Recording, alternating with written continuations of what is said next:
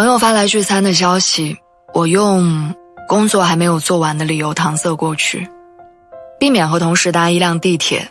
下班之后，我以闪电般的速度冲出办公室。周末我的室友邀请我出去走走，我的第一反应也是下意识地告诉他，我已经有约了。工作后的这几年，逃避社交好像变成了常态。可能是因为工作太累，每天晚上下班回家，我只想躺在床上用手机打发时间。也可能是因为社交成本太高，要么占用时间，要么占用精力，久而久之我就懒于出门。也可能是网络太发达了，一部手机我就可以联系天南海北的朋友，所以不在线下联络。我记得刚开始工作的时候特别热衷于社交，朋友过生日会去蛋糕店亲手给他做蛋糕，周末的时候愿意花2个小时的路程陪同事看场电影。平时闲着没事儿，我就不断地在网上搜索各种各样的景点、热门的旅游城市，一有空闲就会说走就走。那时候有3两朋友，有常联系的同事，有中意的餐厅，也有喜欢的海风。偶尔出门见见老朋友，也会偶尔搭火车去别的城市见想念的人。但工作久了，我开始逃避并且讨厌这一切，听到电话铃声就会心烦气躁，因此我的电话常年静音。对新认识的朋友不怎么积极，觉得光是维系旧的就已经花光了所有力气。等公交的时候，尽管天气再糟糕，也不会进入别人的私人空间。直到有一天，我翻到了一张老照片，照片里是我和一群小孩的合影。那个时候我9岁，我住在乡下的外婆家。夏天放学之后，我经常和伙伴们跑来跑去，在绿树成荫的街道，在宽敞热闹的广场上。我们一路跑着，也一路笑着。累了，我们就拐进村头的那家小卖铺里买水喝，饿了就三三两两的解散，伴着家人的吆喝声回家吃饭。那个时候，我最喜欢的地方就是外婆家里的柜子，因为那里面放着各种各样的好吃的。那个时候最舒服的地方是外婆柔软清新的小床，上面有泛着洗衣粉清香的被子，有毛茸茸的大玩偶。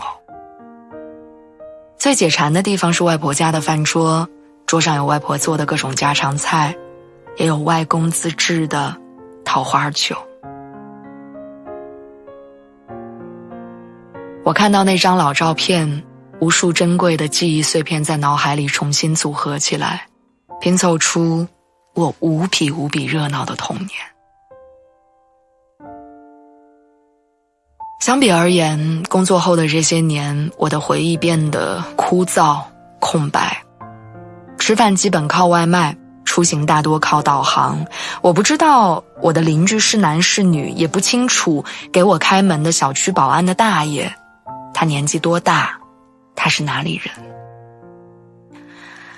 唯一的记忆点就是在自己10几平的出租屋，在不到2米的小床上，靠一部手机、一根网线、一顿外卖打发掉一整天的时光。甚至我觉得只要有自己舒服的1亩3分地儿，我就可以宅到天荒地老。周末我做的最多的事情是躺着，吃的最多的食物是过桥米线。工作日里同事过来闲聊，我会下意识地假装自己很忙。公司安排团建的时候，我会想尽一切办法请假不去。迄今为止，我所能想到最美好的回忆，是小时候在姥姥家温暖的小床上度过的童年，是上学的时候妈妈做的家常菜，是同学们一起在课下偷吃和疯跑的时光。有人说，真实生活的每一天就像开车经过一座城市，一路会遇见未知的风景和未知的人。所以我总是在告诉自己，去街边逛逛，而不仅仅是在手机上收藏它们。和朋友聚在一起，面对面的聊一聊，而不是昏天暗地的刷着手机。去菜市场里挑一些新鲜油亮的蔬菜，给自己做顿饭，而不是拿着手机看着外卖的选项发呆。生活当然没有唯一的标准，但恰恰是这些真实的体验，成为了验证我们在认真生活的参照物。爱具体的人，过真实的生活。有了这些，在人生的版图之内，我们才不至于迷失方向，才能保留几分简单跟纯粹，不辜负每一个闪亮的日子。祝你一切都好。